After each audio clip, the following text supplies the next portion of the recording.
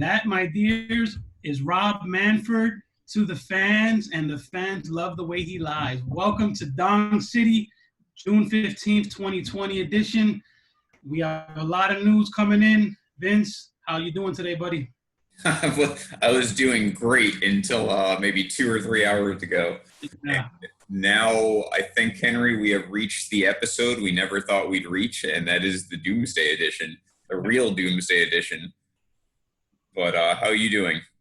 I'm good. I think, like you said, I think today is – I'm starting to feel like there won't be any baseball, and sides are preparing for legal battles. Yeah, and I think definitely this is now more about the future than it is this season, which is the first time we can really say that. So all of that said, we do have a lot to get to this week. We're going to be getting to the negotiations where baseball stands currently, which is not in a good place. We're going to also recap the draft. We're going to talk about Rob Manfred in general. This is now more about, we're going to talk about the Yankees Scandal that creeped up on us over the weekend. Nice little scandal going on there. And of course, we'll get to, and we're going to start though with Long Gone Summer, which, Henry, I know you watched last night. I know there was an open thread. I, of course, wasn't part of it because I wasn't watching it last night, but I did watch it during a slow day of work today. Don't tell anyone. So we can talk about that first, right? Because this is now at least in the time when baseball existed and was in a good place. So let's talk about some happy memories first. Yeah, when ESPN came out with their series of 30 for 30 specials, this is the one I personally circled on the calendar that I was excited to see the most. The Jordan one, I mean, everyone was going to watch that. It was, 10 parts. They did a great job with it. Even the Lance Armstrong one was pretty damn good. The Bruce Lee one was awesome. And then they came to Long Gone Summer, Sammy Sosa and Mark McGwire, the 98 baseball summer season, and they laid a giant egg. How can you screw that up? That was my first thought. Giant egg, dude. I said, you can't fuck this up. In the middle of the negotiations, this is the one thing you can't screw up, and they screwed it up. Here's some foreshadowing. This was the Rob Manfred of documentaries because he basically was like handed a silver platter and shit all over. But I agree with you. And I saw the reviews too. And the reviews, everyone seems to be in agreement that this missed the mark. Saw a lot of whiff puns in reviews, and that was probably pretty accurate. I purposely didn't see any reviews because I didn't want to skew my thoughts. And I watched it, and I said, this is going to be good. It's going to be good. And it was bad. You know what the thing is, and you were a little older than me, but I was 11 years old when that happened, so I obviously remember it. I still have McGwire's 60-second home run on a VHS somewhere. And I think I've told this story before. I was at the Baseball Hall of Fame, the one and only time I've gone, 2 days before he broke the record. So I think he was at 61, if I remember correctly, and they were showing every at-bat in the Hall of Fame as I was walking through it. So that's a little segment of history for me. And I don't feel like I learned anything additionally than when I was 11 years old. Like I was, I guess, cool to hear like McGwire talk about it from his standpoint. Sosa, it was nice that he spoke English again. I'm glad he was able to refine that quality. But I don't feel like I learned anything. Baseball has been very, very good to me. Yeah, I'm glad he's happy, by the way, with everything he did wrong. Total accountability there. He's like, well, I'm okay with it, so I don't have to admit to anyone anything. I will say what this documentary did do is it made me feel a little bad for Sammy Sosa. At the time, I was 18 years old when this happened. So, I was I'm sorry, I see Eddie's comment. Hey, guys, it's Eddie. Yeah. Hey, Eddie. And hey, we got a hello earlier, too, from our guy. So hello to him, too. This reinforced what I always thought, that McGwire was about as boring as a player can possibly be. And this was a 2-hour documentary, which an hour and 45 minutes was highlights and home runs. And the last 15 minutes they get into, like 15, 20 minutes, they get into the PED things, which the first thing they do was mention Barry Bonds. Yeah. They're like, oh, this is the face of PEDs. Yeah, these two guys that you just spent an hour and a half talking about, they were involved in it as well. Did you notice that little clip of Bonds, by the way, on one of the McGwire home runs? that was telling. Dude, it opened with Todd McFarlane. I'm like, what the fuck? Yeah. Like, you open with a collector, and I'm like, come on, it's Todd McFarlane. I wasn't cool with it. Like I said, it was all highlights and home runs, and it was all about McGwire, who was boring. Yeah. The Sosa clips were very few, and the ones that you did see Sammy in, you were excited. You see how much fun Sammy had playing the game. You see how boring McGwire was at Prescott. You could see how him being around Sosa relaxed him and loosened him up a little bit. Sammy was fun, man. And like I said, I left this documentary feeling bad for Sammy Sosa because while he was linked to PEDs, there were so many guys who was linked to PEDs. McGwire got a job in the MLB. Bonds got a job in MLB. There's a few other guys who've gotten jobs. And Sosa has been pretty much exiled by the Cubs, who should feel embarrassed because earlier in the day, they posted a shitload of Sammy Sosa highlights. Yeah. It's a little hypocritical of the Cubs, but a lot of this is self-inflicted by Sosa. Sosa and Palmeiro, if you notice, have been the guys who like aren't welcome back in anything. And part of the reason is that they never owned up to what they did.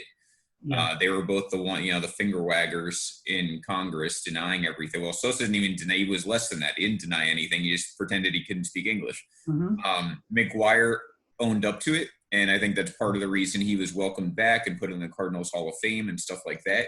But you're right. I mean, this was this was one good thing they did. They mentioned in the documentary how night and day different Sosa and McGwire were in every quality, whether it was their race, whether it was their personalities, whether it was playing for rivals, whatever it was. And having Griffey in there too was a nice touch. I had forgotten he was the third guy in that race for a long time until like the last month of the season. He was a guy projected when the season started. This is going to be the guy that breaks matches. Yeah, because no one knew what. I mean, I get McGwire did it 58 the year before, so you kind of have an idea he was going to be in that. No one saw Sosa coming. I think Griff hit 56 too that same year. I'm pretty sure 97 was when he hit 56 or somewhere around there. Brian already called it. He knows me too well. This was Trout and Harper 20 years ago. If Trout and Harper were like goofed up on like horse steroids, but that's what we were essentially seeing. Like Sammy Sosa was Bryce Harper and Mark McGwire was Mike Trout, and they balanced each other really well in that regard. And it was a great home run race, and that was part of it. And just to have it align where they're playing each other when McGwire breaks the record is like you couldn't ask for a better situation. That was perfect. I did. You know who I felt bad for was Roger Maris's family. Yeah, that reminded me of he paraded them out. They were there. He hugged them. They embraced him. They kind of passed that torch to him, and then you find out that it was all tainted. If you're that family, you kind of gotta feel like shit. So embarrassing. He had a microphone, and made announcements like right after he did it. I mean, that was a major spectacle. Another takeaway I had from this is that you saw the Marlins highlights, right? Because in late September, McGwire goes into Florida and just annihilates the Marlins. I think he hit like 4 or 5 home runs in that series to get up to like 59. And I'm laughing because I'm watching this, and they have the tarp covered in the entire outfield because the Marlins draw, even back then they were drawing a few thousand people. But I'm just laughing because you always hear this argument about how baseball can't be in Miami, like it's not a baseball market. Well, what happened when Mark McGwire came to town? Yeah. They sold the shit out of that stadium. And then you start thinking about like 97. Well, they were a playoff team, they sold out every night during that run. 2003, they were a playoff team, sold out every night during that run. The Marlins haven't had anything to cheer about except Mark McGwire challenging the home run record and those 2 World Series runs because they've only had one other 500 season in their existence. And they've never been to the playoffs back-to-back, and they've never won a division. So it cracked me up. Like you could see it right there. And like if there's anything remotely interesting for Marlins fans, they will show up. And that's literally been what that franchise's problem has been since existence. Well, luckily the captain is there to save that franchise. So yeah, if there's ever baseball again, that may very well happen. I think Derek Jeter's on the right track. There was a moment that I thought was great, which I never heard about or saw until yesterday, which was, I can't recall the pitcher that gave up the 61st home run. Yeah. And they're playing, and dude is looking like the camera pans right to him when Sosa comes down from right field and hugs McGuire, and the pitcher's like, "Are you fucking kidding me, dude? They just hit a home run. This is our rival, and you're sitting here hugging him." His face was priceless, man. Yeah, and Leon mentioned Giancarlo chasing 60 because he did it 59. It was a little different for me because he didn't realistically have a shot at breaking 60. Like, he just got to 59. It's not like he was there in mid-September and everyone's coming to the games. Like, they didn't have – it maybe affected 3 or 4 games of the season, and I don't think anyone cared that much because 60 is no longer the record, even though I'd still think it was really cool if someone did hit 60. Yeah, I think if they wanted to have a documentary on the two of them, they could have done better. Yeah. I think they would have been better having a documentary on the entire 98 season of baseball because you had so many wonderful things that happened and so many newsworthy things. They didn't even touch on the 2 best teams in baseball. No, Yankees were just fodder for giving up home runs on just terrible pitches, by the way. Like 90% of those home runs were fastballs right down the middle. They didn't give the Padres any love. They didn't give the Yankees any love. The Yankees went on, that's widely considered the greatest single season team, Yeah. not the 27 Yankees, but like, come on, they dropped the ball with that documentary, I think. Yeah. Props for interviewing Brady Anderson, though, about steroids. That was a nice touch. What did he said something funny, too, like, basically, I can take as many as I want. It won't affect me. Like, Yeah. no shit. Meanwhile, you look at his his numbers, and he had that 1 year that just everything ballooned. Yeah. And Brian, stop coming after Henry. Traxel gave up his 62nd, not the 61st, unless he gave up both, but I'm not sure. 62nd, okay, guys? Yeah. So I agree with you. It missed the mark largely. It was fun to see some of those home runs again and whatnot. But other than nostalgia, this was basically to me like a commercial for MLB being like, hey, remember when we used to be like good and marketable? Remember when there was baseball? Here it is. Because it closed a series of documentaries that have been so great up until that point. Yeah. Like ESPN was rolling every Sunday with these documentaries for the last 2 months. And then their dong has been deflated. Yeah, and this is what baseball has done to me. I'm watching this documentary. It should be a celebratory thing about one of the greatest years we've ever witnessed. And instead, I'm seeing Bill DeWitt, the Cardinals owner, talk about how every single night they were selling out when McGuire was there. And I'm like, oh, shit, where'd all that money go? Mr. It's not very profitable, talking about all the profits he made off of McGuire, by the way, who's a player, bringing everyone to make money for him. Yeah, there was a lot of tone-deaf moments in that documentary. I know it was filmed and put together before all of this was going on, but pretty telling.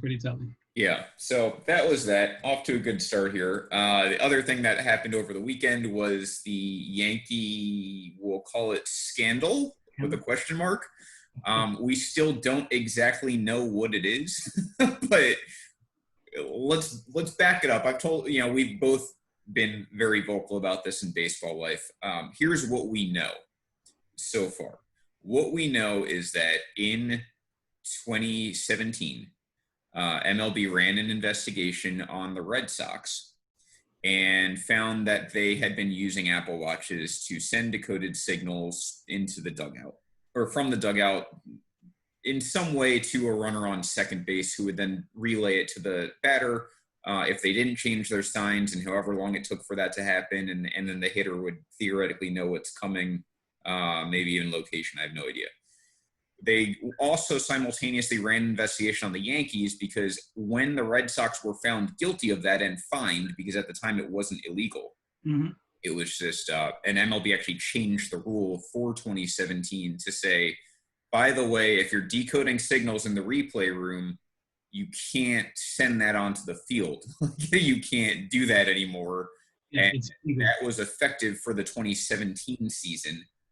The Red Sox were fined, told not to do it again. The Red Sox then were like, hey, by the way, the Yankees are doing the same thing. You should investigate them too.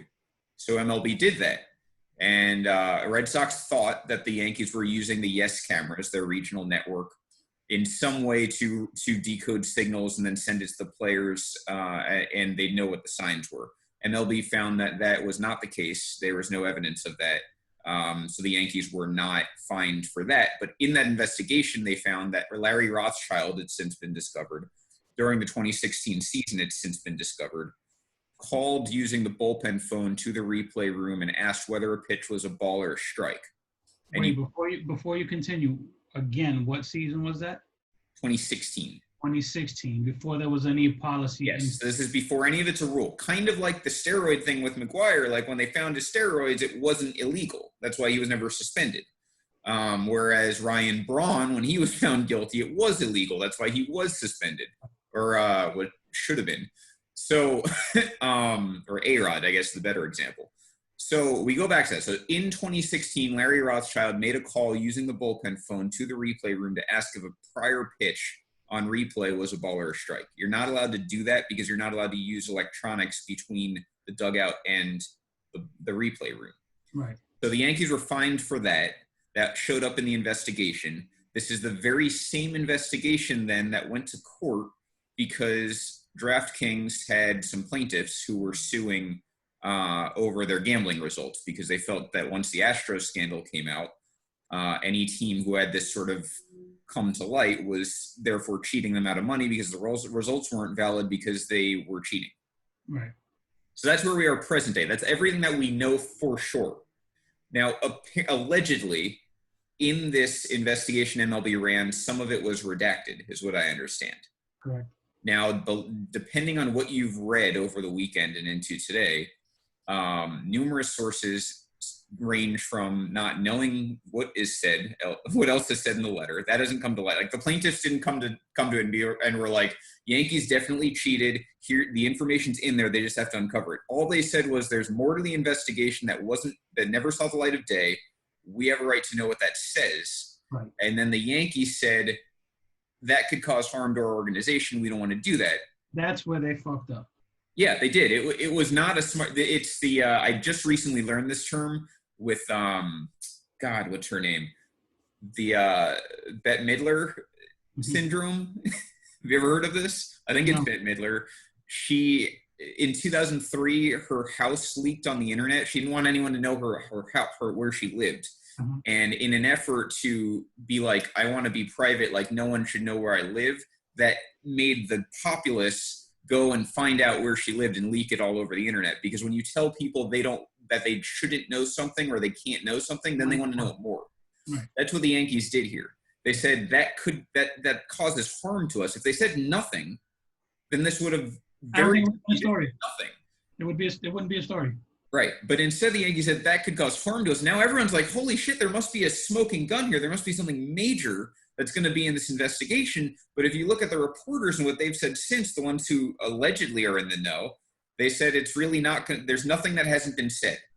And what has been said is Mark Teixeira did admit during the 2016 season that the Yankees were using the replay room in the exact way described, that they were decoding signals. He also said most teams did it. And if you've ever talked to me about this topic, and I know like Felipe and Brett and Sean Flannery all have, I've said I do believe most teams were decoding signals because it wasn't illegal before 2017, using the replay room, not in real time. They weren't using any sort of relay system to the batter, but they were decoding signals. And if those signals were still the same when a runner got to second base, then they could decode it. I do believe that, and I think most teams did it because that's just an advantage that you can use. I don't think it's ethically right, and I'm glad MLB made a rule against it, but at the time that rule didn't exist. What the Astros did was, when it did exist, not only did they do that, but they did it in real time, and they used a relay system into the dugout to the batter's box in real time, so every single batter that came up knew what pitch was coming. They used multiple systems. They changed. Yeah, and they changed it. Yeah. Yes, and they changed it as people became wise to them. So that's the main difference here, is that the Astros did it when it was illegal, and they took it to like a 10th degree higher. So, and the Red Sox were somewhere in between. So I have a question for you. Yeah. What happens when this came out Saturday? How did the community act?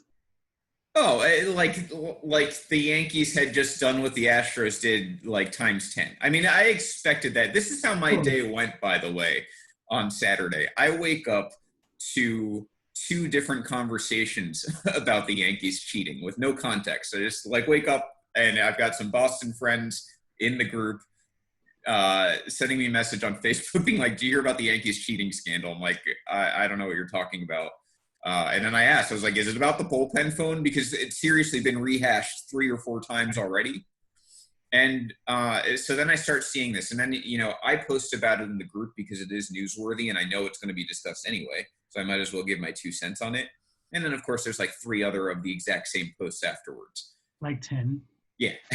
Right. Yeah. And then the entire day, just like the Astros scandal. So it was like a classroom full of high school teenage boys, and like a really hot teacher came in. They were just like, oh, and this is what every single non-Yankee fan has been waiting for, is anything to draw the Yankees. Because since the Astros scandal happened, everyone has wanted to draw the Yankees into it. And I think it's part because it's the Yankees and everyone hates them, and I understand that.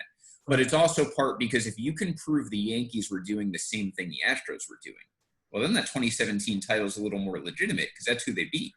But for now, the Yankees get to play the victim. That's exactly it. It's partly because the Yankees were a victim in it. Right. And that makes, you can tell, it makes fans so angry that Yankee fans have something legitimate to be upset about, and we can go and claim we should have been in the World Series that year because we should have. And we should have played the Dodgers, who also got screwed. And the Yankees and Dodgers are the 2 teams who are hated the most right now in MLB, whether it be because they spend the most money or whether it be because the Dodgers are in the World Series twice, whether it be because the Yankees have always been hated. And the best part of it to me was you had Carlos Correa. Who else was it? It was Carlos Correa, Alex Bregman, and then he deleted it like a little bitch. He's such a bitch. Yeah. And I forgot who the third player was. McCullers was definitely one of them. And I think Reddick. It was Reddick too. They all, of course, put these sarcastic posts, and Bregman, like the bitch that he is, deletes his. Yeah. And like 5 hours later, an article drops saying, "This is a nothing burger. There's nothing here.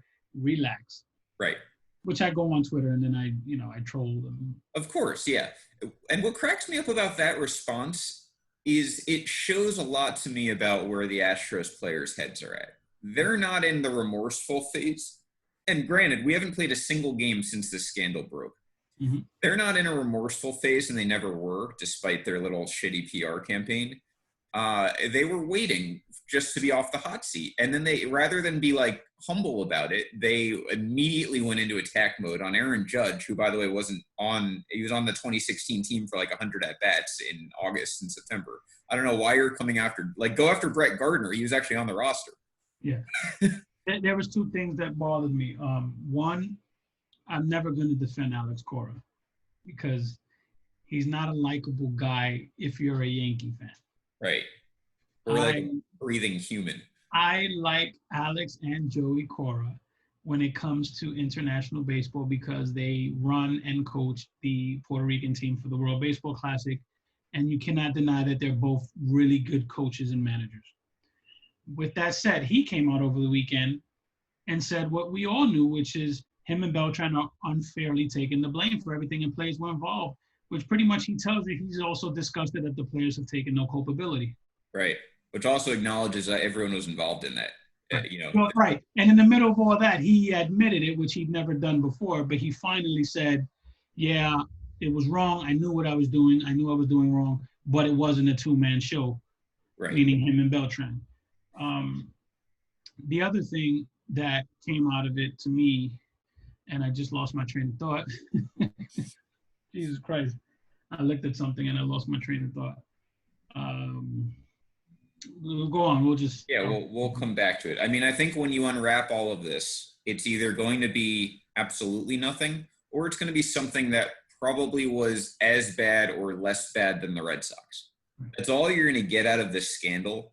And that's a guarantee, by the way. That's not me just inserting my opinion there. It has to be not as bad as the Red Sox, because when they ran that investigation, the Yankees weren't punished for anything. Correct. And it was run at the same time as the Red Sox. So it can't be as bad as the Red Sox, and it's definitely not as bad as the Astros. So whatever you are getting excited about, it's just not – it's not going to happen. But I'm sure this story, whenever it does – because it looks like the Yankees will lose that case. They are going to release a letter, which I say please do. I'd rather I want them to release the letter because it should signify that there's nothing there. They shouldn't cry and bitch and moan. And the focus should be on the Astros. when it comes to the cheating conversation. If this was the 2016 Padres, it's a complete non-story, and it probably doesn't make the media. Yeah. But because it's the 2016 Yankees, who, by the way, did not make the playoffs, weren't relevant, didn't win anything like the Astros did, like the Red Sox did, it can be potentially a major story about nothing. And that's what we're looking at here. And by the way, the collateral damage of this is next to nothing. Joe Girardi's managing the Phillies, doesn't affect the Yankees. Nobody on the Yankees now was on that team except Brett Gardner, who's in a walk year, and parts of Aaron Hicks, Aaron Judge, and I think are all just Chapman because he got traded later that year to the Cubs. So, I like that name for Aaron Hicks when he's injured, by the way. Yes. So, and you can't punish players. That precedent was set with the Astros. So literally the only one who could possibly be harmed by this is Joe Girardi, and he's managing the Phillies.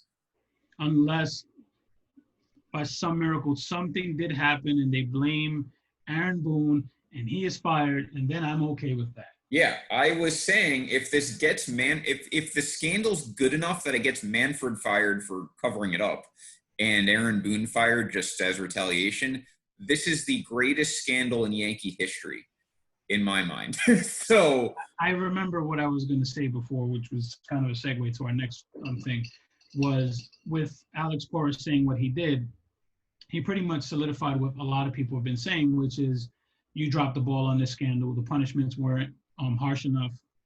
You let the people who actually cheat get away with it. Right.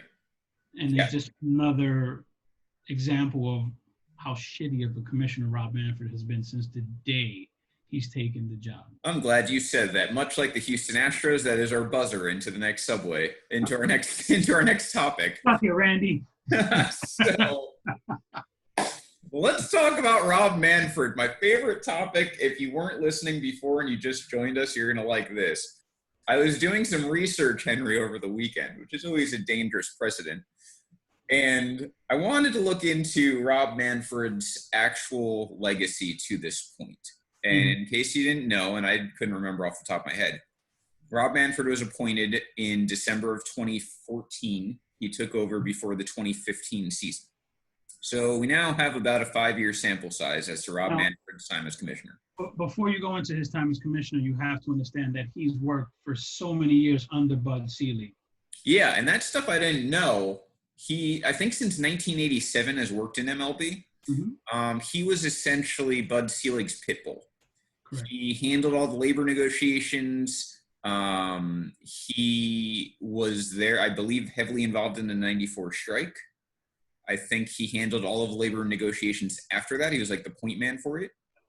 On paper, he was the perfect selection. He was the perfect successor. He was the COO, which hadn't existed for a number of years. Selig appointed it to him. He was the COO, and then he got appointed to commissioner when Selig retired for the third time. So that brings us into the Manfred legacy, which again started 2015. Now let's get... I have a hell of a comparison. I think I've even said it before. It's almost like Selig was Obama. He was like, people understood what he was doing. They didn't agree with everything, but he handed this trajectory of wonderful finances and this trajectory of all these wonderful things happening to the next person who just fucked it all up. That's a great analogy because everyone, when Obama was in office, is like, he's a shitty president. Like, we have so many problems in this country. Like, nothing, a celebrity TV host could be better.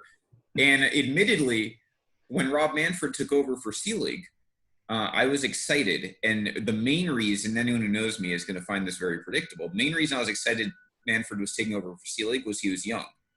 Yeah. And Selig to me was an old man. I thought he was a little out of touch.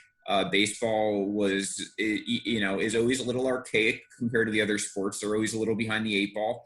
And I thought that Manfred could add some spice into the game and make things more marketable, make things better. So it made all the sense in the world. He's, like you said, he's this young guy who already had equity with both the owners and the players, who saw the good that Manfred did, Selig did, and saw the bad. Perfect choice. By the way, Renee, and I don't know if we'll get to it on this show, he wants to know why Yankee fans don't like Aaron Boone. We'd have to schedule like a 3-hour podcast for that one. I promise you, Renee, way back when in March, when I thought there would be baseball, we'll say February more realistically, when I thought there'd be, a season of baseball, we would have spent many, many nights on Monday talking about Aaron Boone and why we hate him. But since we haven't had a game yet where we can point these things out, we haven't been able to. But we promise you at some point, as you watch Dong City, we will get to why we hate Aaron Boone. It will come up at some point, maybe in this scandal, if he's able to get fired from it. And Renee, it's pretty bad because Vince is the kind of fan, Randy, back me up on this. Vince is the kind of fan that will defend everything the team does, no matter how blatantly wrong or fucked up it is or dumb. And he hates Aaron Boone. And he loved the choice at the beginning. The only thing worse than that is when he's talking Giants, and you can't talk to Vince about the Giants because he's the worst football fan there is. I will say this, piggybacking on that, Pat Shurmur was my third choice. Aaron Boone was my third choice. I wanted, I really wanted Beltran. If we agreed on the top two choices for the Yankees. Yes. I will say that. Yeah. My thought was if you weren't going to have a manager who had managed before, it should be Beltran. It made more sense. In hindsight, I guess it worked out. We didn't take him, but it made more sense. We ended up with Boone. We'll get more on Boone later. But you bring up another. No, wait. If us not taking Beltran probably changed everything. Yeah, you're right. Had we taken Beltran, he's not involved in the scandal.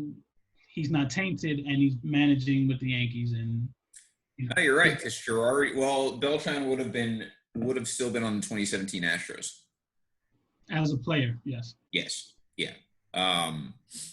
Anyway, you bring up that part of my personality though, and it's good to bring up because when Manfred took over, like I said, I was excited. I didn't have a first choice. I'm not in the business of like having a short list of MLB commissioners, but I trusted that Manfred had the credentials, unlike some other things there where I do rank people.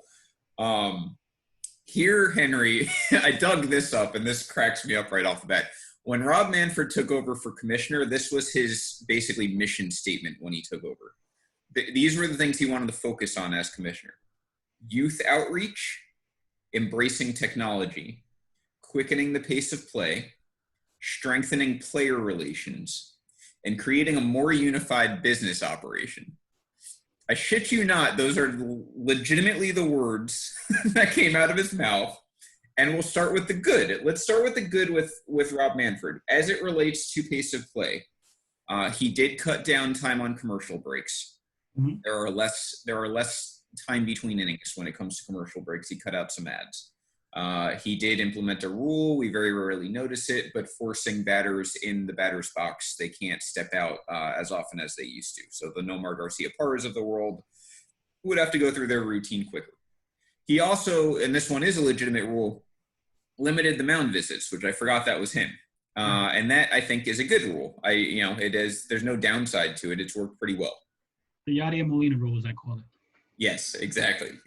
The Tony La Russa rule. So those were the good things. So as it relates to pace of play, he really has made improvements. I think there's a lot more improvements he can make, but he had made headway there. Youth outreach, I mean, you look at MLB. Well, here, these are the flaws, and we can dissect each of them. This is my list that I made of his flaws, and it relates to all of those mission statements. And I'll read them one by one, and then we'll talk about them. He didn't admit to using juiced balls, which I think we all pretty much know they used juiced balls and broke home run records back-to-back years. Which completely negates the pace of play argument. Right, because circling the bases takes time. He did not do anything to address the three outcome sport that this has turned into: walk, strikeouts, home runs, to Henry's point. So in that sense, pace of play has not been helped at all. The pitch clock still isn't in the majors. None of that happened. We still have local blackouts. This is particularly effective in where I live, in Central Florida with the Rays. Routinely, they get blacked out locally because there's just no demand for it. So you can't grow a fan base if you can't watch your own team in your own market. And if you have MLB TV like I do, since I'm a Yankee fan living in Florida, it's even worse because if they're playing the Rays and they don't have the Rays network, then I can't watch the Yankees either unless I steal it, which I do. So screw you, MLB. Then we've got it was obvious now that we know whether the Yankees did it, whether the Brewers did it, the Dodgers did it, or whatever. Teams were decoding signs starting as early as 2015, which is when Manfred came into office. So Manfred literally came into office, and this was the start of the problem. It wasn't addressed until this past winter, really, because he fined the Red Sox an undisclosed amount. It was something largely swept under the carpet. Eventually, teams, as they will do, became so sophisticated with how they were cheating, it became the Houston Astros. Now he's got 2 World Series on his hands that fans widely deem tainted because he just didn't address this for 4 years in public. So that's another one. Poor marketing. Again, Mike Trout, boring as shit, but MLB doesn't do him any favors. He is nowhere to be seen as the greatest player we'll probably see this century for a long time. There's a lot of players that do marketing with the youth than the actual league themselves. I know CC Sabathia, Curtis Granderson. There's a lot of players that individually do a lot of great work with the youth. Right. Baseball sucks at it. I always thought they should. You know how NFL has NFL Play? Mm-hmm. I always thought baseball should have something similar where they have inner city youth leagues sponsored by the league. It just makes too much sense, but they drop the ball left and right. Yeah, for sure.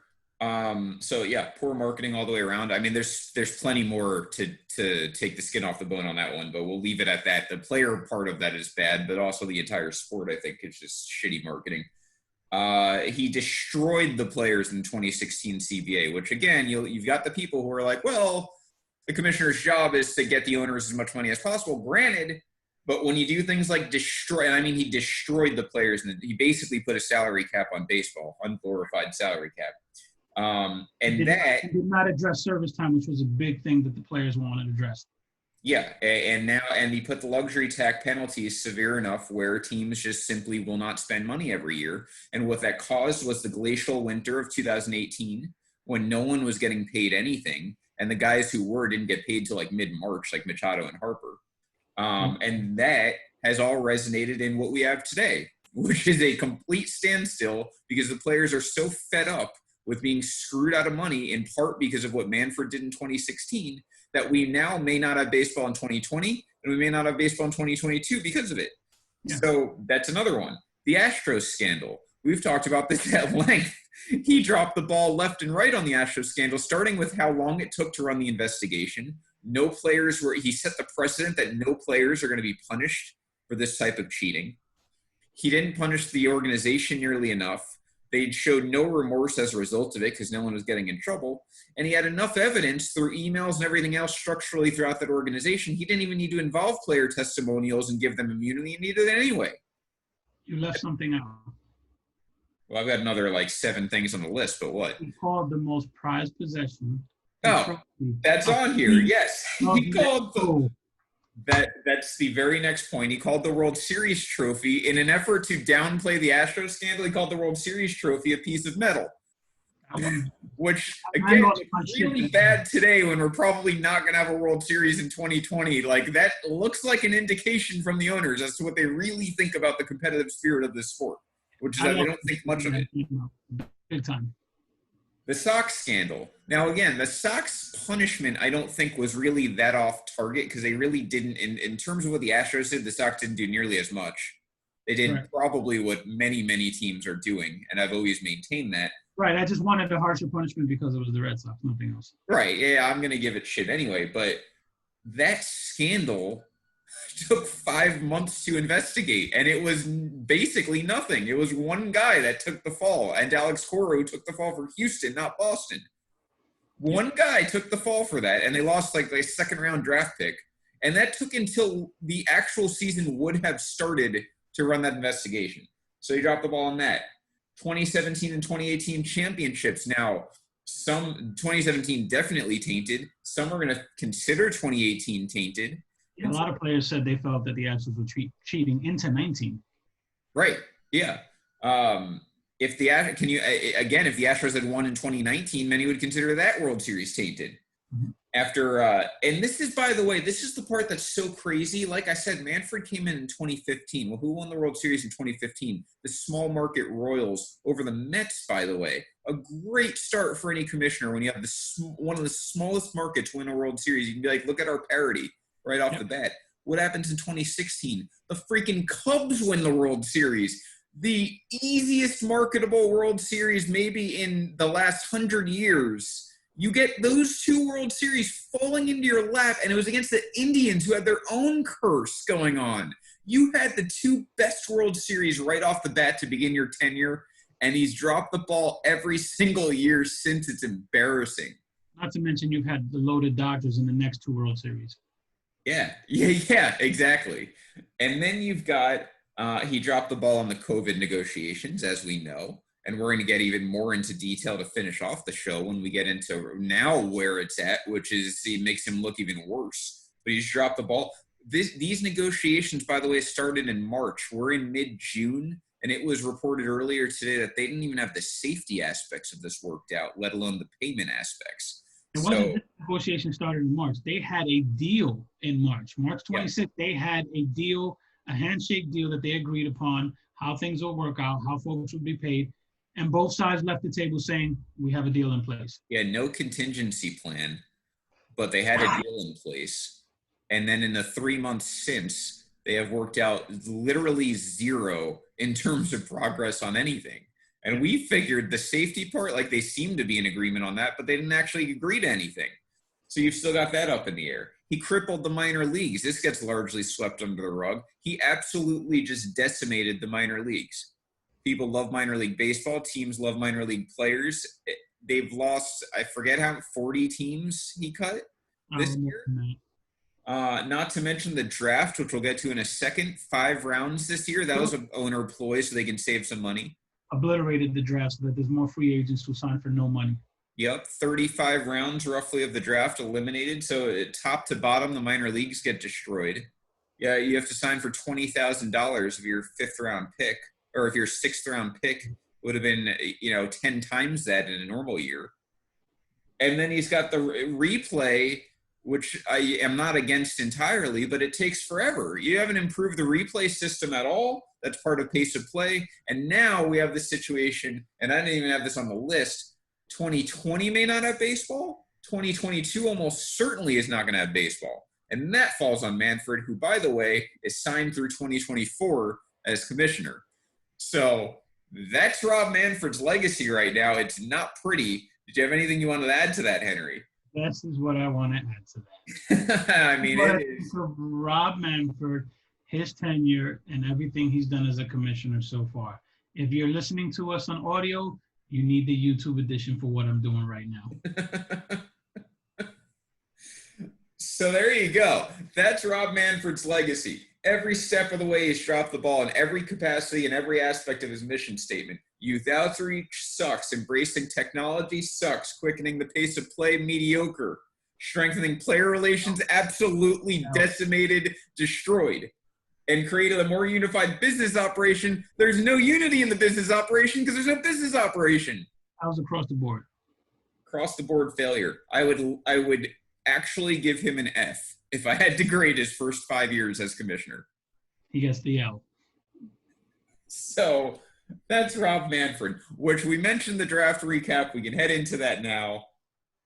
I didn't watch a whole lot, I'll be honest with you. I have some thoughts on it. I think there were some winners and some losers. And I'll preface all of it, Henry, before I let you, before you come in and give your thoughts. Preface all of it by saying I don't consider the MLB draft the same as like NBA or NFL because many of these players will never see the light of day. Whereas the NFL draft, like, yes, there are players who become superstars and whatnot, but like those guys will at least be in a training camp the following year. MLB, these guys may never make it out of A-ball. Which some of these guys not getting a job because they cut the rounds down affects a lot of that. Because you have guys that may, get drafted in round 6 through 10 who may make the leagues. There's a lot of players that are not drafted in the first rounds and make it to baseball. And to make matters worse, now teams, and we saw this with the Red Sox first round pick, now teams had to manipulate their slots because they've only got 5 rounds. So if you're a team who had all your picks, you want to make sure you sign all of them. And if you're a team who didn't have all your picks, you definitely want to make sure you sign the best of them. So they had to manipulate all sorts of shit there. The Red Sox basically punted on their first-round draft pick. And as a result of that, the Astros, who lost their first-round draft pick, basically got a first-round talent in the second-round draft pick. I don't understand that. I Big think takeaway. it was so obvious that I think they'll address it immediately next year. They'll make some sort of rule. Something has to happen. What the Red Sox did, essentially, for those who don't know, is they took a guy that wasn't even in the top 100 in anyone's top 100, whether it was Baseball America, MLB, ESPN, a lot of the guys that rank these guys, their pick wasn't in the top 100. They chose him. By the way, he committed to a school. I forgot what school.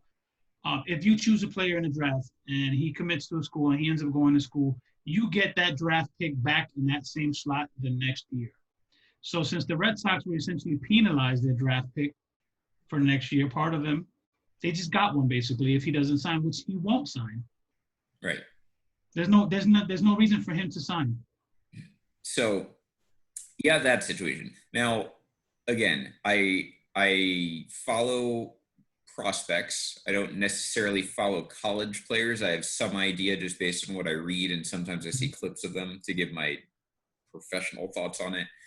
There's other guys in this group who probably follow them a lot more than I do, but from what I can tell, I thought the Tigers had a fantastic draft. I thought the Marlins had another strong draft, and Henry and I have touched on this a few months ago. That Marlins farm system, to me, is something to be very excited about in the next year or two. I think they've got a lot of deep talent. I think they were ranked like 10th last we checked, Henry. I don't know what they are after this draft. Wouldn't surprise me if they're a top 5 farm system by the end of next year. They restocked big time fast.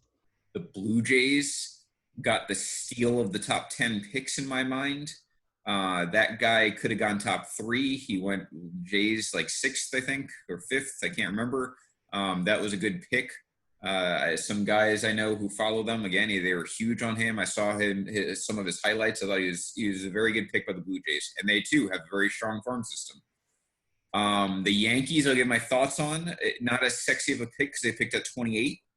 But this kid that they got, the catcher, there's a few interesting things about it. Yeah, he's a catcher like Gary Sanchez right now. Kid can rake, which I am of the belief if you're taking a hitter from college in particular, I want him to have an advanced hitting profile. And what I mean by that is I want him to walk more than he strikes out. I don't want him to have a lot of holes in his swing. I want him to have a good approach at the plate. The stats are kind of secondary to me. I think Aaron Judge hit like 13 home runs when he was in college.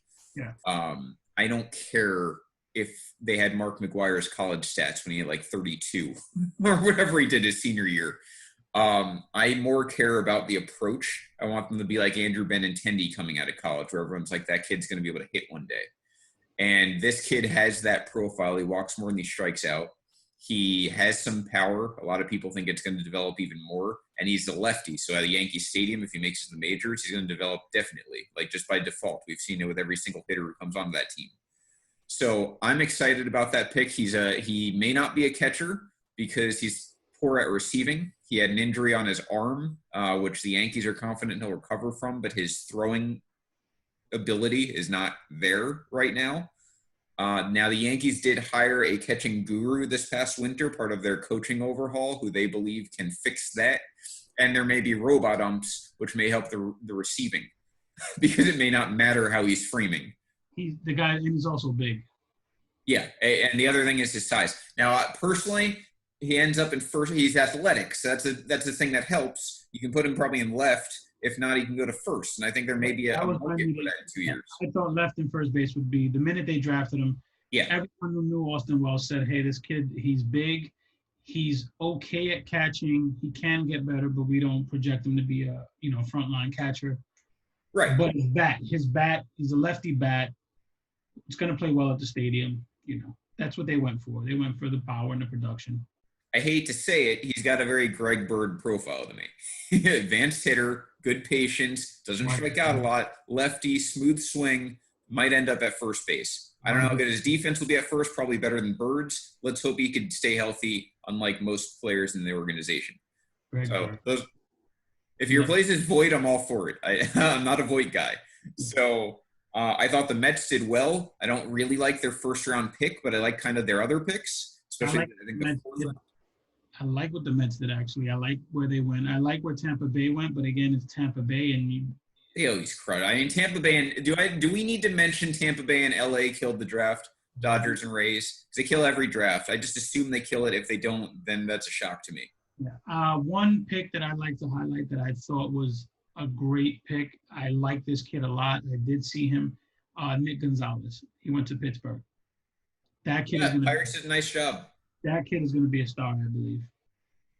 I've seen a lot of reviews, and I'll say too, I thought the Cubs did a fine job. Take it with a grain of salt. Like I said, I don't know these guys intimately. From what I can tell, they did a fine job.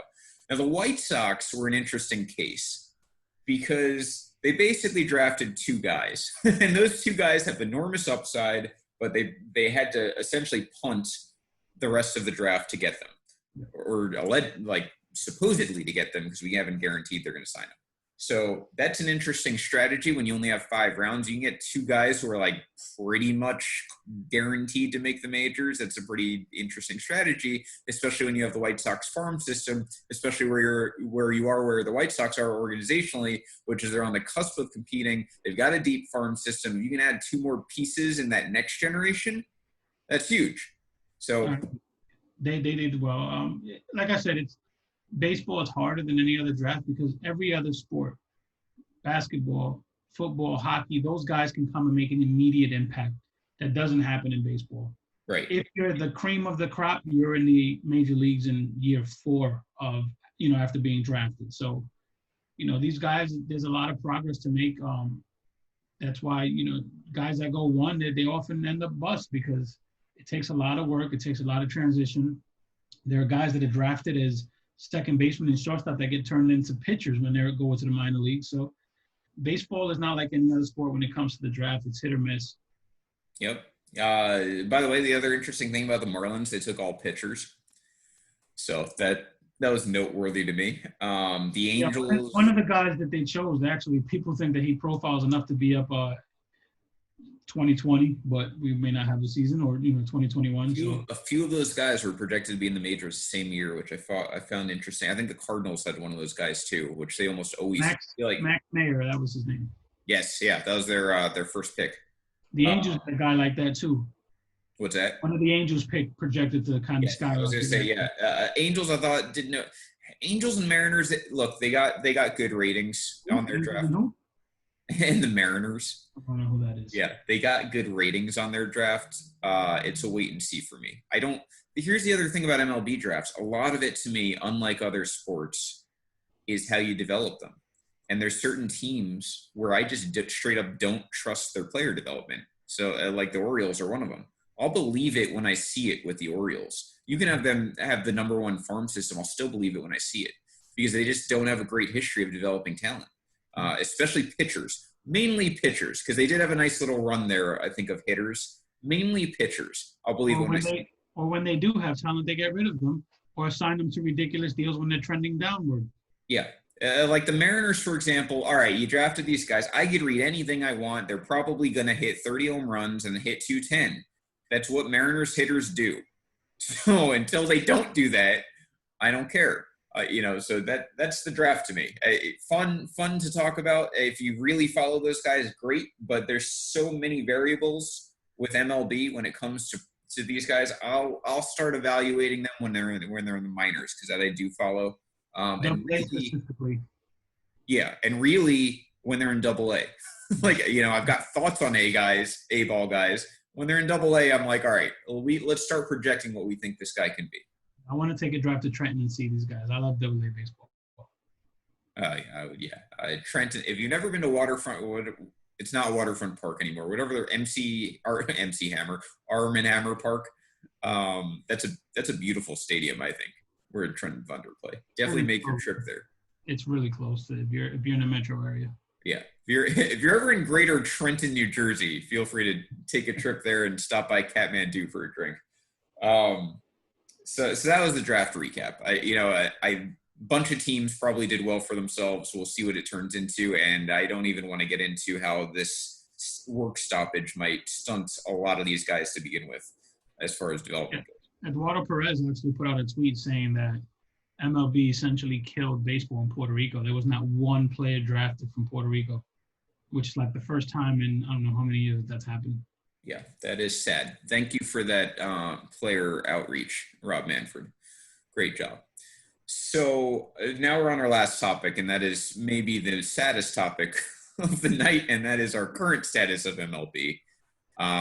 We had a few updates, Henry, none of them particularly good. It looked players basically folded on negotiating, and with reason. Yeah, I don't blame them at all. What would you say? I said I don't blame them at all. Yeah, I don't either. Basically, the players over the weekend were like, look, you haven't made us a single offer that makes any sort of sense. You're obviously not negotiating in good faith with us. We're done making offers. You want us to show up, we'll show up. We're going to file a grievance because you haven't done anything as far as negotiating goes. And we'll still play the games. We're going to fulfill our end of what we agreed to. You're not fulfilling your end of what you agreed to. And we're going to file a grievance for that. It'll be tied up in court, but we'll play. Just let us know when you want us to be there. Yeah, And owners, I don't get it. Yes. Yeah, And the owners now finally realize that they're in a bad spot. It took all of this time, but I think they finally, and we talked about this very briefly before we got on here, the owners are finally realizing that they are probably going to lose this PR battle, which is really all they've cared about this entire time. They wanted the fans and everyone else to blame the players for there not being baseball, and they wanted to get off scot-free. Some of them wanted no season at all, and now we're starting to think that almost, probably a lot of them wanted no season at all. I have a slightly different take. Okay. I think MLB will win the public relations battle. I think there's a large enough subset of fans that blame players for not wanting to take less money to play baseball, because that's how they see it. They don't want to take less to play baseball and entertain the rest of us. They do. There is definitely a segment of fans, regardless of what you. I think it's a big segment too. I think where MLB will lose is in court, and what you saw today is them saying, "Holy shit, we need to do something because we're going to lose in court. We're going to lose a lot of money. There's going to be a lot of interest on that money." Well, so where are you now if you're the owners? Because if you're the owners now, you are now getting zero revenue because you are the ones who are going to say we're not going to have a season because the players won't drop their grievance. And you're going to try and blame the players for not dropping your grievance. But you are ultimately deciding there's not a season because the players gave you the keys to the Jeep. They said, tell us how many games you want to pay us. That's how many games we'll play. It's the owners who are now going to have to say no to that. And then on top of that, you're going to have no revenue because of it. And then you still have to pay the players $170 million. So now I don't know what they accomplished here. Well, right before we went on the air, there was a tweet by Bill Shaken, who I believe he writes for the Dodgers, and he covers the Dodgers and covers the Angels. Yeah, the California writer. And he writes, sources, in a letter today, MLB told the MLBPA there will be no 2020 season unless the players waive any legal claims against the league. That right there tells you everything you need to know. The players are shitting, the owners are shitting on themselves. They know they have no legal standing. They know they're going to take a major L in court, and now they're trying to get the players to play if they waive that. It's not going to happen. They're going to lose the court case. They're going to lose the revenue for the season that they could have had. They're going to lose the expanded playoff agreement because the players took that off the table once there was no agreement. They're going to lose everything, and they're definitely going to lose some fans. Yeah, all leverage is shifted, and I think the players have the leverage for the first time in these negotiations. Yeah, so if you're listening and your next thought is, oh, the players have to drop the grievance because they need to play baseball. No. I'm completely fine with them not doing that. They finally have the owners right where they want them. Yeah, Tony Clark, don't fuck this up. Yeah. This is get back for you. You can't take this L in court. Don't fuck it up. Right. They've got them right where they want them, which is, yeah. I mean, look, there's always a segment of the population that's going to say, I would play for $1 million, or, if my boss told me to go to work, I would. Like, there's always those mouth-breathing idiots who just think that MLB is just like any other ownership or any other company, and it's not. And as evidenced by the Mark McGwire documentary, we now know the power of one employee in MLB. And they weren't going to see Bill DeWitt swing at balls. They're going to see Mark McGwire. So we know the power of MLB players. And now the players finally have the owners right where they want them, which is that they have a legal standing. Whether they win that case or not, I have no idea. That's not the part of law that I study at all. So I don't know. I sort of assume, because of what Henry said, that the owners now are like desperate for the players to drop this grievance. Players probably have a case. Or, they're not doing it over the legal fees. There's also one more thing that happened over the weekend, which was great. You know who Andrew Marchand is, right? Yes. He used to write for ESPN. He went over to the New York Post, and he's kind of become more like a tabloid writer than a sports writer. But he broke a pretty big story this weekend that I'm sure the owners were flipping tables and using all kind of curse words and shit over the weekend.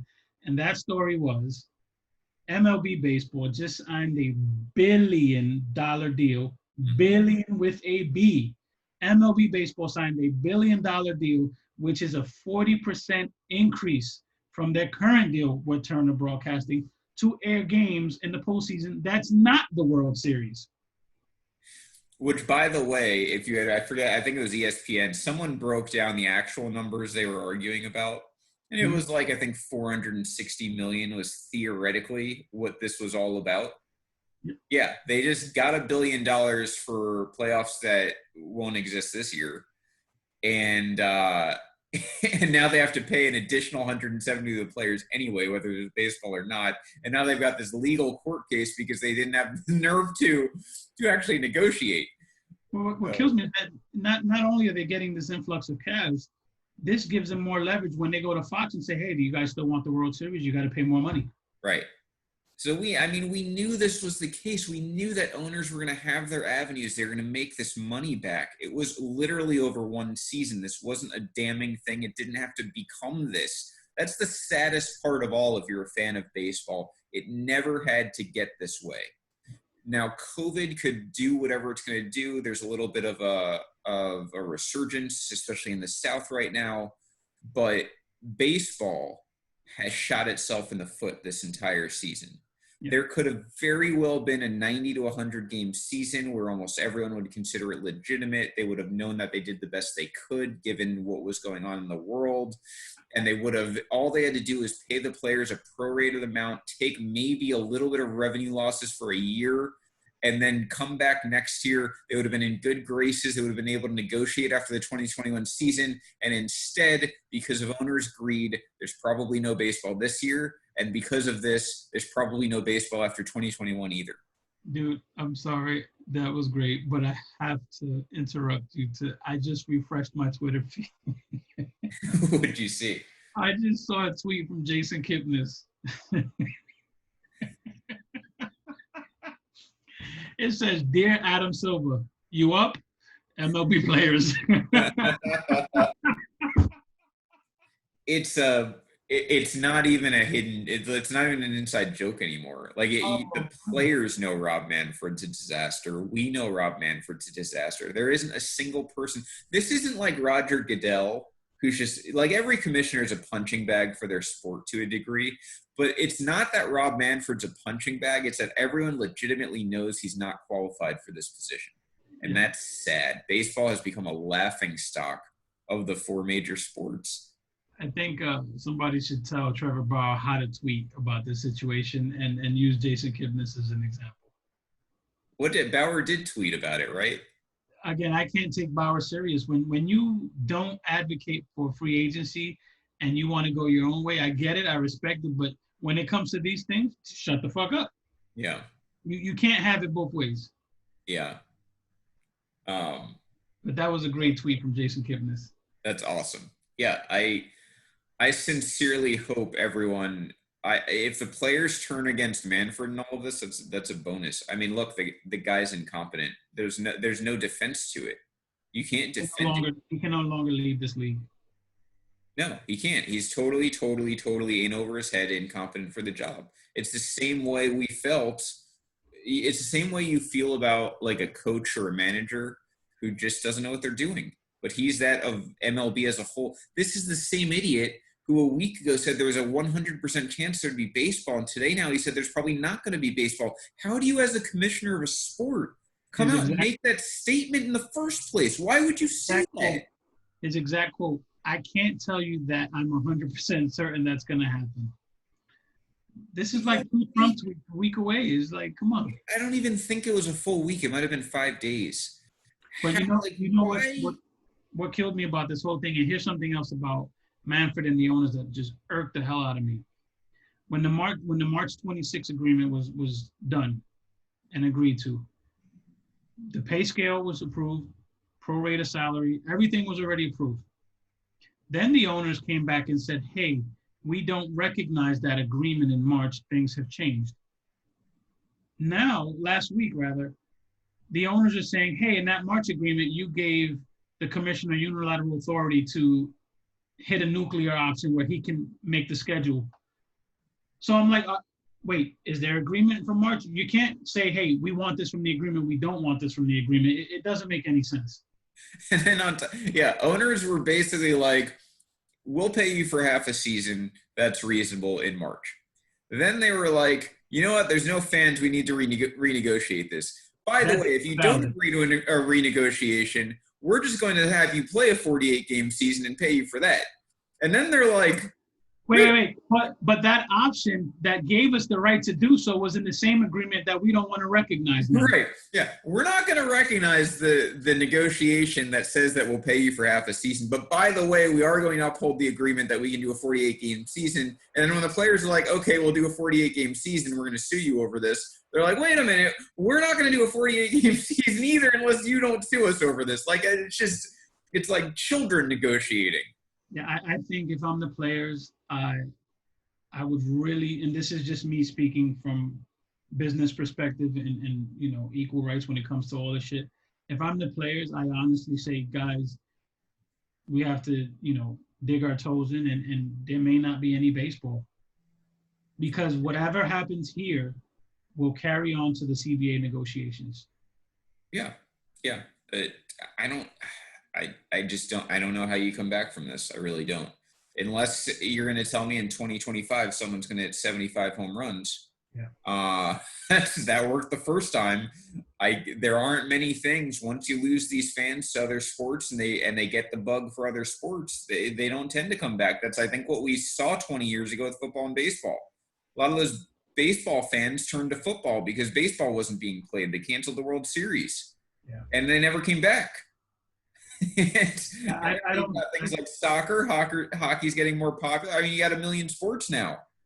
I don't know the financial ramifications of missing all the parts of 2 separate seasons.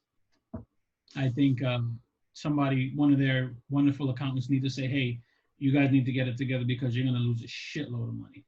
And this isn't even like 94 was bad enough because you lost the second half of the season. So there's no World Series. And then you lost the beginning of 95. This is much worse. You might lose all of 2020, which is an entire season, which has never happened. And then you might also lose all of 2022. I mean, that's way worse. There might be 2 World Series missing. Here's the crazy part. I'll tell you what those billionaire pricks will be saying when they get together. How do we recoup revenues in 2023 when they come back? They'll be dying to come back. Let's raise prices. Let's raise parking prices. Let's raise concession prices. The fans will pay for it because they always do. And those same fans that defend the owners and talk all that shit will bend over and take it right up the ass because they're idiots. Yeah, that is what will happen. I sincerely hope that 2021 is miserable from a revenue standpoint for MLB. As a baseball fan, I'm saying that I hope that attendance just drops across the league. And I hope that viewership drops across the league because MLB deserves it. Top to bottom, the owners deserve it. Manfred deserves it. The sport deserves it. And then you're going to head into 2022 and you're going to lose even more. And they deserve it. This is the lesson that billionaire owners need. and I hope it's as bad as we think it's going to be. I really do. It's the only way to avoid this in the future. And there's going to be a time, look, it's history, right? And it's not just American history, it's any history. 20 years from now, the MLB will still exist, and people will forget that this type of stuff happened to a degree. We'll be in our 50s and 60s telling our kids all about it, but people are going to largely forget. But in the short term, this is bad, and it's going to be the biggest challenge MLB has faced since it started, which is saying a lot because we've got 130 years of history. Yep. Did you see while we were on, Tony Clark released a statement, and again, he's digging his heels in. Players are disgusted that after Rob Manfred unequivocally told players and fans there would be 100% baseball in the 2020 season, he has decided to go back on his word and is now threatening to cancel the entire season. That's how you play.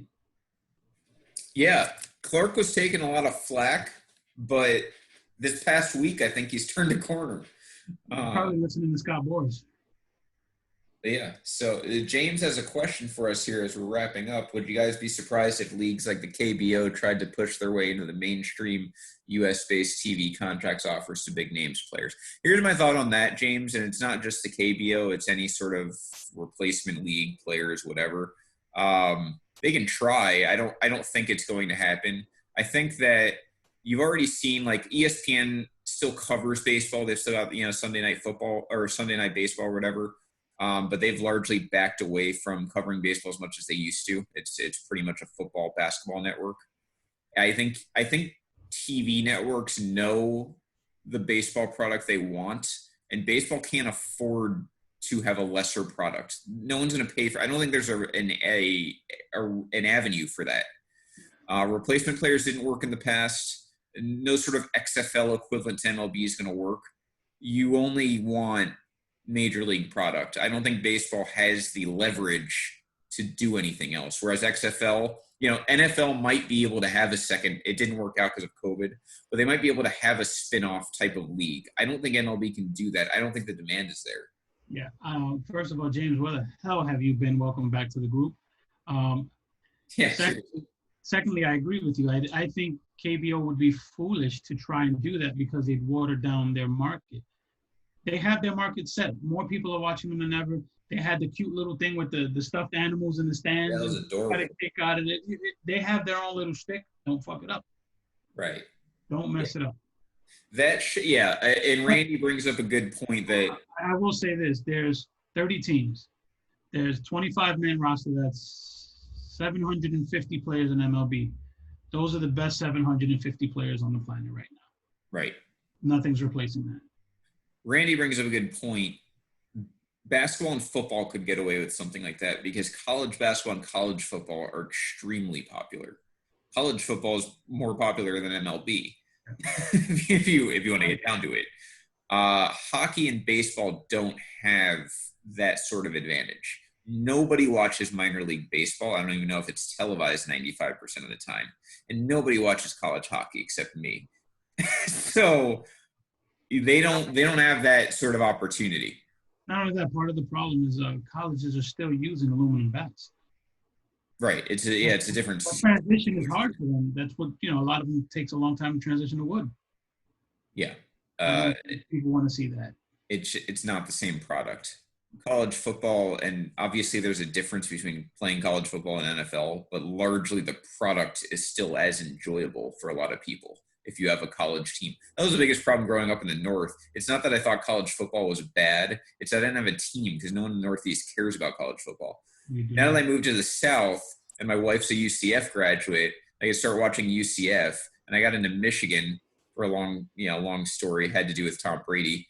Now I can follow. Now I enjoy college football. I still don't watch it because I don't love football enough to dedicate my entire weekend to it during football season.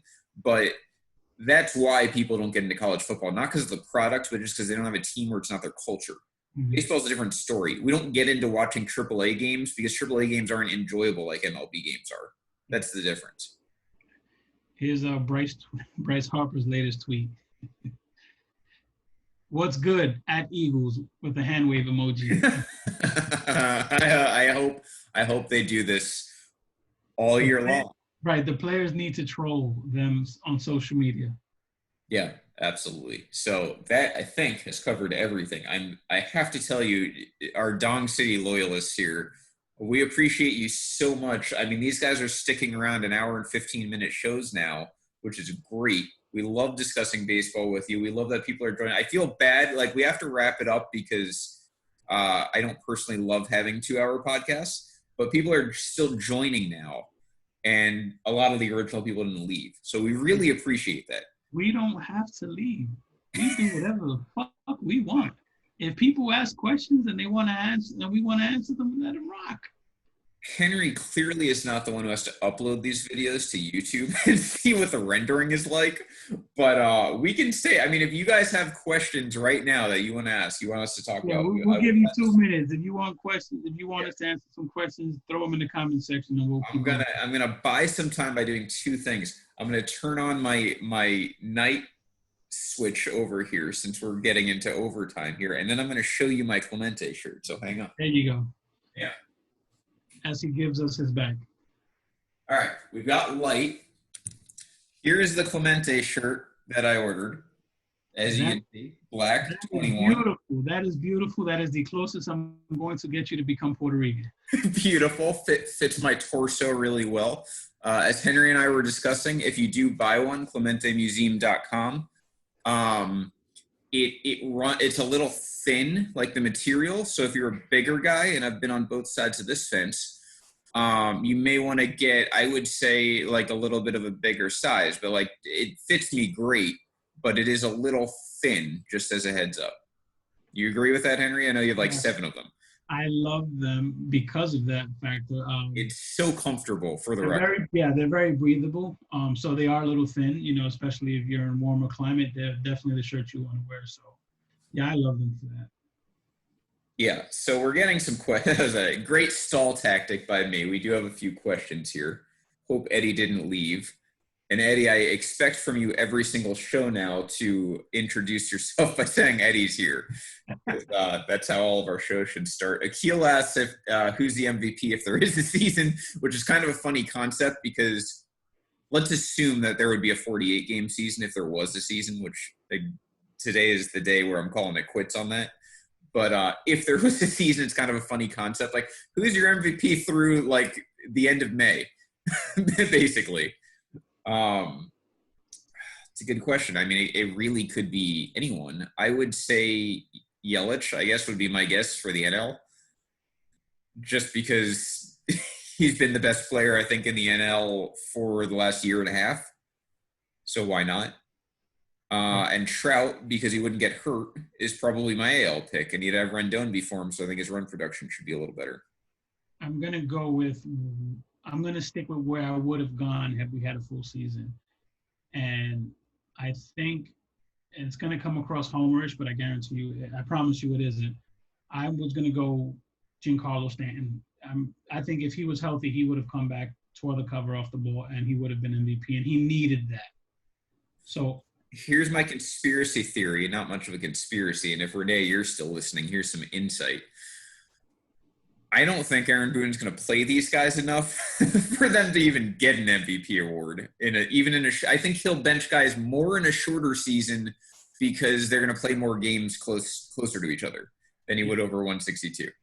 I would go with Stanton and Cole. I really thought the Yankees would dominate this season and win the World Series. My World Series selection was the Yankees versus the Mets. I was really high on the Mets this year. I had Luis Castillo and Jacob deGrom kind of battling for Cy Young in the NL. And I kind of agree with the Yelich pick, but I would have probably went Bellinger. I had Yankees-Dodgers. We might as well throw it all out there now. It doesn't matter much now. I had Yankees-Dodgers. I thought this was my theory. The optimist in me again. You guys make fun of me for my Yankee and Giants optimism. The optimist in me felt with COVID, this was a great opportunity for baseball to come back, kind of heal the nation a little bit. We've had over, 115,000 deaths at this point, which gets largely swept under the rug when we're talking just sports. I thought baseball was going to launch July. We were going to have a summer of baseball. They had a golden opportunity. They were going to make hand over fist as far as, revenues in the future as a result. And I thought that we were going to get the World Series that we've deserved since 2017, and that is Yankees Dodgers, because they really, to me, were the two best teams on paper, not just saying it as a Yankee fan. And for the record, I haven't picked the Yankees to win the World Series since 2010. So I really thought we were going to get Yankees Dodgers. Obviously, I would have picked the Yankees to win that. At that point, all objectivity goes out the window. I did not think Cole was going to win Cy Young, though. I would have. Who you would have gone with? It's a good question. I sadly have not thought these things through, even though I probably would have had to make a pick. I would have guessed it would have been someone like someone probably in the NL Central. So let's go with like a Clevenger type, maybe. For the Indians, obviously, great organization. Oh, or someone on the A's could have made sense. I'm not sure who would be able to pitch a full season there. See, for me, I think in my head I had this thing where summer baseball in New York was going to be wild. Yeah. And you had DeGrom carrying the Mets. You had Cole carrying the Yankees. These guys were going to be pitching insane. Papers would eat it up. MLB Network would eat it up. New York was going to run baseball in my eyes this summer. And like I said, I was really high on the Mets this season, particularly. Getting Jed Lowry back, who was there, Jacoby Ellsbury. I really like the Mets rotation. I like some of their players coming back off of injury. Cespedes would have contributed something without falling off of a wild boar. But I'm high on the Mets. I like a Yankees-Mets World Series, and I just think DeGrom, Cole, just day in, day out, every time each guy pitches, just putting on the Yankees. I liked the Mets to not embarrass themselves this year. I probably would have had them as a wild card. I think the Braves would have won that division. I definitely would have had Luis Castillo as my NL Cy Young Award winner. I tell anyone who lives. I mean, yeah, he's my favorite pitcher in baseball besides Cole. And I thought he was going to have just a monster year this year. And I thought the Reds were going to be that other wild card more than likely because the Cardinals were probably going to win the Central. The Mets, I didn't think they'd reach the World Series only by proxy of having to be a wild card team to begin with. But once Noah went down for the year, I was like, I just don't see it. I don't love their bullpen. I do think it has much bigger upside than last year. And I do like their lineup, and I love their core. I didn't love the rotation enough to think that it was going to get them through that NL, especially a team like the Dodgers, who is just great everywhere. I like their bullpen if everyone's healthy and everyone is pitching up to their potential. Yeah, which almost never happens for bullpens. But yeah, I think New York would have dominated the baseball talk all season. It would have been great just in the fact shorter season Yankees and Mets would have been in it until the end. And New York's very much a baseball town when the teams are good. Yeah. So that would have been exciting. And again, it would have tied into the whole COVID thing. Like New York needs a win. It needs a distraction. It's not getting it. You see Eddie's comment? So let's go down the list here. I'm still up at James. Did you see Nemo and Alonso supporting the MLB PA letter to the owners? I did not, but I'm glad they did it. And Pete Alonso, again, my little judge. I like Pete like I like Aaron. The Randy asking, do you guys actually think they'll play 2021 in between two canceled seasons? The thoughts crossed my head that they wouldn't because you have to resolve this at some point. But I think that contractually they probably would. And then it would just be, darkness after that. I like Joe Sutton's question, possibility of MLB PA Tony Clark being replaced due to ineffectiveness. I think I've been saying that for 3-4 straight weeks now on the show, that Tony Clark has been an embarrassment. Yeah, I'm with you, Joe, and we've talked about this in the comments of other threads. I don't love the way Tony Clark's handled it. I think if this technique the players have used in the past week actually ends up working, I think he bought himself some leash. But otherwise, I don't think he has enough. I almost never think there's enough bite with these guys. The players always seem to have a guy who talks a big game and then gets run over by high-powered owners. And I didn't think Clark was an exception to that. We'll see how this goes. I'm just not sure. It could work out for him, though, now in light of where the owners are kind of strategically. It's in a corner. Not just from a negotiating standpoint with players and owners. I mean, like you said, Florida cases have spiked. I think it's 4 straight days of record cases of COVID. Yeah, and it's not just record. Well, look, there's a lot of factors here. It's not just record case. It's not just record cases. They're over 2,000 a day, which even in April we were at like 1,500, 1,600. So it's more than it was the first time around, except this time people are taking social distancing and stuff less seriously because we already had the taste of being out of a quarantine. Now, some of it is, I can only speak for Florida because I study these numbers left and right since I have to defend myself all the time. Part of it is that Sunday, for example, they tested 50,000 people in the day. So Florida testing is way up. That's why the deaths haven't skyrocketed yet, but we'll see in a couple of weeks if they do. But yeah, the cases are out of control. I mean, no matter how you slice it, if you're MLB, you have to be responsible with these players. Arizona and MLB and Texas and Florida are not in the position they were in Texas has spiked drastically as well. Yeah, all three. They all opened up. Georgia, too. I mean, all the states that opened up early are suffering for it. And we expected that to an extent, but that doesn't change the reality of the situation. That you can't just throw players into that now. When you say we expected it, you mean people with common sense expected that. Yeah, I mean, if you're going to open up an area, obviously there's going to be more cases. That's how it works. And you have to open it at some point. You're not just going to eliminate COVID off the face of the earth. So I expected it to an extent. But to your point, it doesn't change the reality of the situation, which is that you can't just throw players into the middle of a pandemic that's currently spiking. It also kills the idea that heat kills the coronavirus, which has always been a stupid idea. Right. Randy, but yeah, the Nats were 19 and 30. Randy, my line of demarcation was 81 games. If they could get half a season in, I was fine with it. I think baseball is too large of a sample size to begin with. But 50 games is not a large enough sample size when baseball is constructed this way. So we can't use the old adage, it's a marathon, not a sprint. It's literally a sprint. Yeah, I don't look up Memorial Day, unlike some other fan bases, and I'm like, all right, the season's pretty much figured out. Like, it's not. You got to look up, like, maybe 4th of July, you start, like, being like, okay, let's see where everything's at. That's more like an 80-game season, not 50. You know what would be interesting? Those players that have, performance ties into their contracts. If you hit 50 home runs, you get this. Well, is there language about proration in that?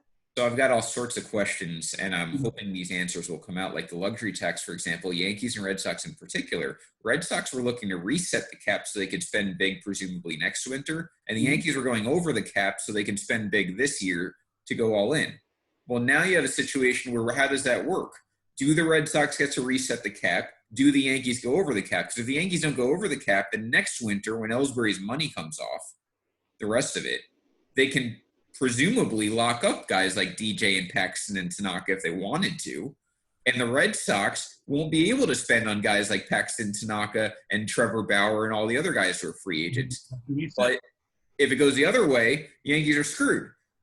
they suffer the penalty and they didn't even get to compete, and the Red Sox get to reset the tax and you don't have to pay for it. Yeah.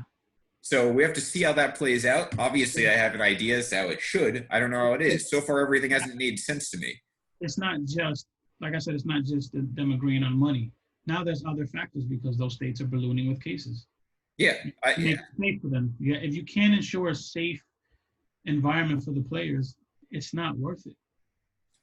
Yeah, in Harlan, I don't think the news cycle flooding with other issues has spared the public outrage of the players. I legitimately think there is less public outrage for players than there has been in the past because of the world as a whole right now. I think people and I mentioned this last week, I think people more people now are starting to realize how bad billionaires are for them. Yeah. And I think more people now are starting to hate large corporations, unlike how they did in the past. A lot of that is my generation because we just, the whole socialism thing, like that's what Bernie Sanders. Yeah, like this whole Bernie movement. I think people now are a little more sensitive to the fact that the billionaires are greedy and they see that. Whereas before it was like millionaires and billionaires, they're all rich. What do we care? I think now there's an actual difference between a billionaire and a millionaire. People are starting to see that. I think that's why players haven't taken as much wrath this time around. Let's see what else is out. Yeah, so Noah's out for the year. We covered that. Ohtani for Cy Young. Eddie hasn't known me very long. I'm not going to cover that. It's James saying with a real Diaz ear, the Familia logo, Betances on top, bullpen can be legit. Yeah, look, the Mets' upside is there. How often do teams reach it? Very rarely. Depends on how many garbage cans they have. Yeah. So, Arizona's doing worse than Florida. I'm with you there. James has joined us. Yeah, interesting pick. Darvish for NL Cy Young. He had a huge second half last year. It's not a terrible pick. I don't know if he's going to build off of it, but the logic's there. Yeah. Big C. What's that?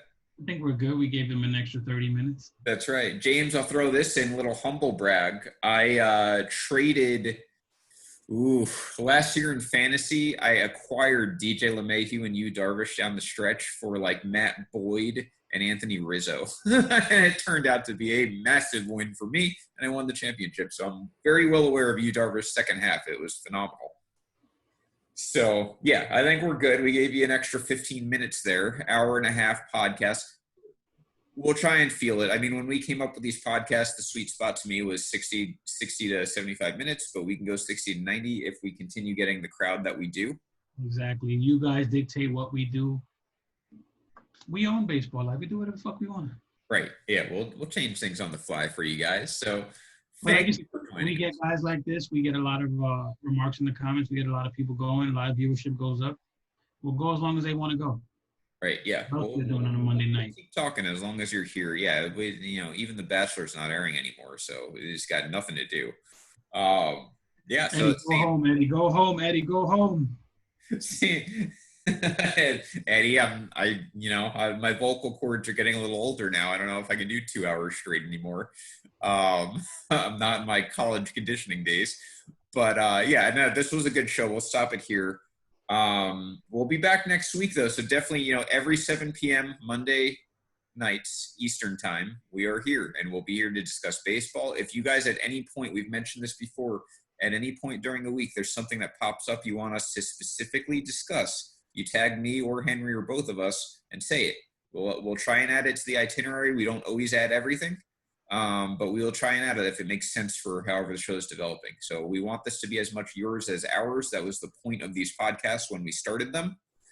And I think we've got a pretty good following here. So we've got a good thing going in a very bad situation for the sport. So continue to join us last week. This has been Vince Mercandetti and Henry Maldonado. We have Wednesdays are big podcast night, by the way. If you're not listening to the other podcasts, you should.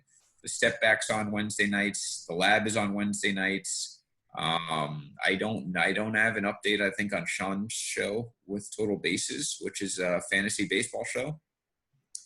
Pod Jobbers Thursday nights, if you haven't caught them.